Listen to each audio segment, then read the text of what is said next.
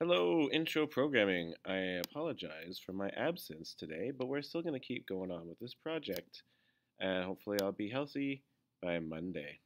Um, hey, I'm in my Brick Breaker project, and I want to show you how to make the brick class. I'm not going to show you how to make the whole brick class, but I'm going to show you how to make the pattern of laying out the bricks in some kind of grid fashion. I'm going to get you started with the brick class, and then I'm going to have you finish it. But let's take a look at what I got so far, and you can, if you want, you can just borrow this or pattern yours after it. So you know what's going on with the brick. It's a circle, and it's going to have an x and a y, and therefore a diameter if it wants to be a circle. And this isn't obvious what's going on here. I'm going to talk about that coming up in a bit. These are two variables, brick x and brick y, bricky, I like to say, that is in the main tab. I'll show you. I'll jump over to the main tab. Bloop. I got these two variables over here. What's going on? I'll talk about it in a bit. So, but just stay tuned for that information. And then I set a diameter, whatever, the number doesn't matter too much. You can choose whatever number you like. And then in my show function, check out my sweet show function. It's just ellipse, and you might want to put in a color there. Fill, put white in here. I kind of like the idea of no stroke, honestly. No stroke. I guess I could just put no stroke in the setup. Doesn't honestly matter. I'll put in no stroke, so everything has no stroke. Okay, so let's find out. First of all, and I should mention the act function I'm leaving blank for now. You guys are going to put the act function together today. But let's figure out how to get these bricks into a grid. Oftentimes we were doing something where we would do like random, and then what do we do? 0 to width. I guess I could just put in width. It does 0 automatically. And we could do height. Oh, what am I doing? Random height. And then we could sort of randomly throw our, whatever they were, ripples, stars, spikes, all those squares, all those different classes. We use this as a way to like spread them out. And this works, it just doesn't go into a nice grid. Let's just put it this way for a second for the purposes of getting the other tab ready, and then we'll come back and talk about the brick x and brick y variable. So we still need to have an array list of our bricks. So I'll go make an array list of type brick. I'll call it bricks. And in my setup, I'm going to go make my array list. I'm going to say bricks equals new array list brick. Parens. Ugh, I always feel like there's a lot in the syntax. But that's the story right there. It makes my array list of bricks. And in this project, I do want to have a loop to create all my initial bricks. So let's make like 10 bricks. I'll make a int b to be, or I'll just call it n. We used n before. That's how many bricks I want. So I'll say n is going to be 10. And then I'll do some kind of loop to create 10 bricks. So I'll say int I equals 0 while I is less than n. I'll go and add a brick to the array list. So I'll say bricks dot add new brick, and then I'll do I plus plus. I like the I plus plus. It's the same thing as saying I equals I plus 1. You want to just add 1 to a variable, plus plus. Okay, so that's going to be us making our n bricks. If I go down to the bottom, oops, there's a thing there.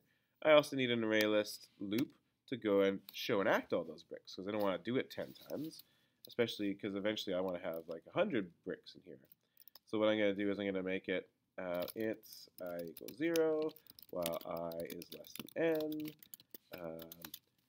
I'll get a brick, so I'll make a brick variable called current brick equals bricks dot get I. Look familiar?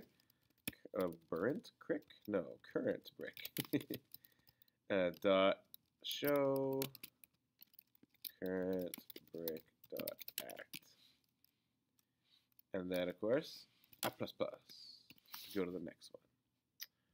So we got this nice structure here. And if I go and run this, I don't know what's going to happen, honestly. Is this going to break?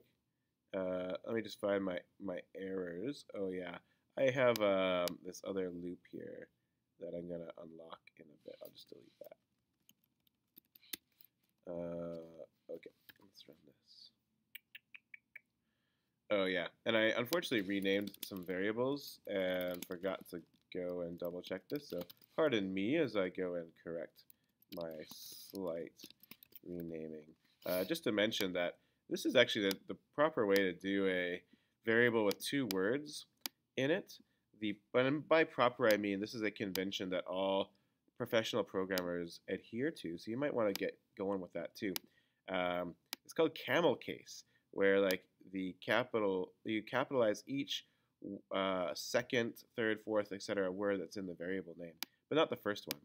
So it's like my and then capital P paddle. If you had another word in here like my paddle thing, like you'd capitalize this next word as well. It just makes it a little bit more readable. Not important. Okay, let's get back to the important stuff. Let's see if this runs now. Run. Oh gosh, I have to do these ones too.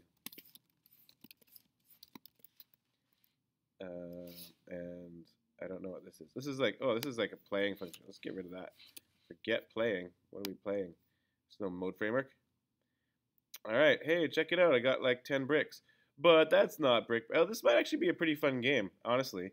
Randomized Brick Breaker could be cool, but this is not generally how it works. Brick Breaker usually sets it up in a nice grid, and if I have 10 bricks, I expect to have one row of 5 and then a second row of 5 bricks. So let's go and make that happen.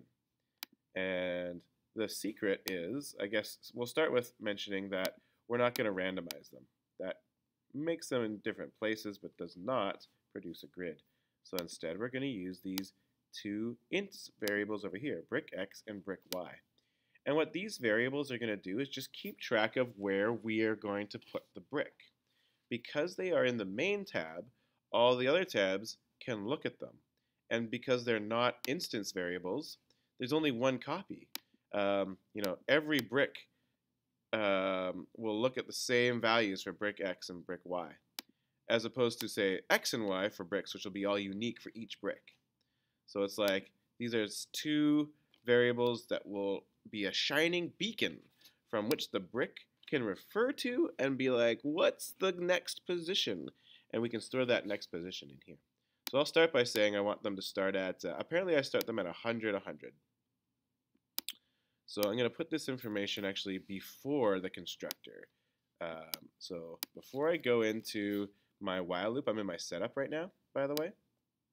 Before I go into the setup and before I make all my bricks, I'm going to start brick x, brick y at 100, 100. And then when I make a brick, I'm going to set its xy to brick x and brick y. So if I just run this code, all my bricks will end up at 100, 100, which is pretty boring. I got 10 bricks all stacked on top of each other. So what I can do is, after I make a brick, I could then change brick x and brick y accordingly. I would like to go down the row. So how do I go to the next brick? Well, I could say brick x equals brick x plus 100, for example. If I do this, I get some sweet looking bricks. So I am now tiling them across, right? Because each time I make a brick, I then increase brick x. And because there's only one brick x and brick y, the bricks are always looking to those variables. So then I have, the first one's at 100, 100. The next one is at 200, 100. And then 300, 100. And then 400, 100. And then 500, 100. And then we get to 600, 100. And then the next one's at, off the screen, 700, 100. Gets a little bit broken, right? We want to be able to go down to the next row. So that's where an if statement will come in. We could say if we got to the end of the row, go back to the beginning of the row and go to the next row. So here's what that would look like. I could say if brick x, and it depends on your dimensions. So your numbers may vary. You might have to change this up for your project. But I know my width is 600 And I know that if I'm going up by 100, then I'll get to 600 eventually. And that's sort of the one that I don't want. So I can say if it is equal to, I'll just say width. But these might change for your project. Then what I want to do is I want to set brick X back to the start of the row. That's 100. And I want to increase brick Y by 100 to go to the next row. So when I get to the end of the row, go back to the beginning and go down a row. This only happens at the end of each row because once I reset it to 100, it won't be width anymore, so this won't happen. Around that, check it out. Bam, 2 rows. I grow 2 rows, and then that's how you can put them into a pattern. For your project today, please feel free to just have 2 rows of 5, a total of 10 bricks. Something that we'll be doing later on, though, is you're going to be organizing your own pattern of bricks. They could just be rows and columns, but you're going to make more. So, you might want to consider how you might do that in today's class while this is fresh.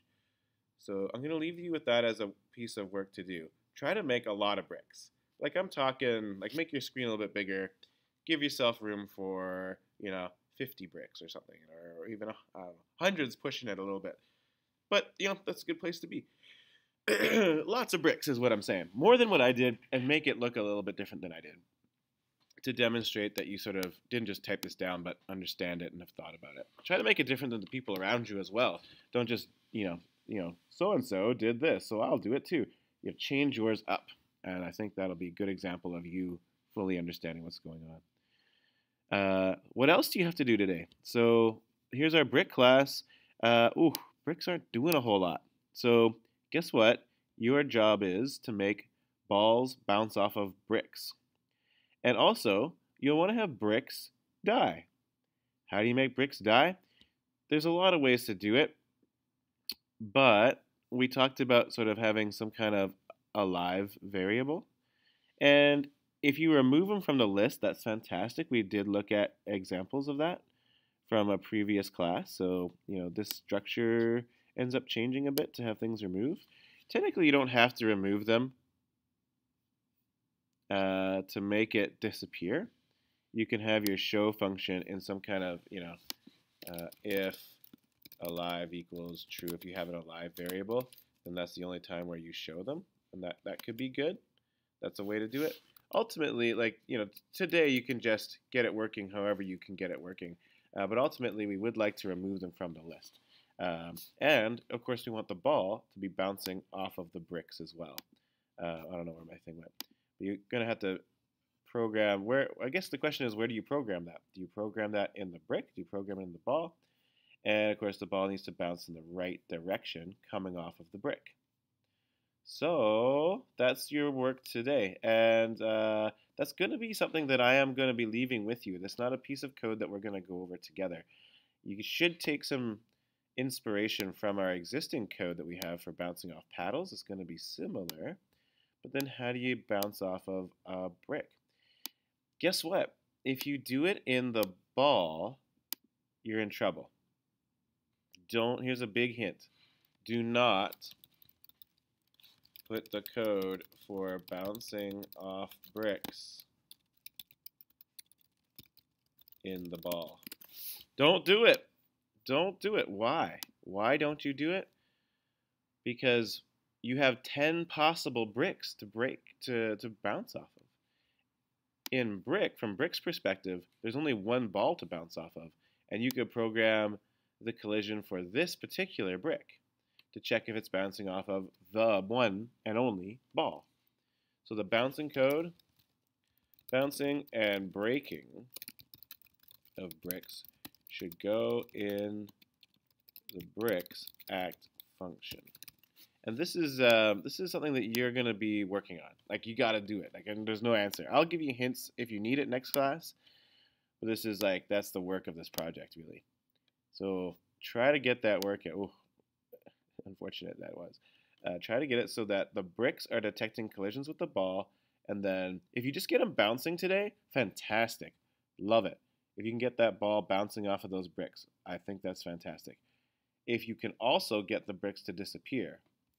Mucho wonderful. Like that would be the best situation you could be in. And last but not least, if you somehow blow that all away, think about ways to sort of improve your or differentiate your bricks. A classic thing is having a random assortment of different strength bricks. Like give your bricks hit points basically. And there should be a different color for each hit point. So bricks that have 2 hit points maybe are green, and ones that have 1 hit point are blue. And when you collide with a brick, and it goes from 2 hit points to one, it should turn from green to blue. So I'll have examples of that for you next class. So that's what you're working on today. Quite a bit to do, so good luck, and I hope it goes smoothly. Thanks, everyone.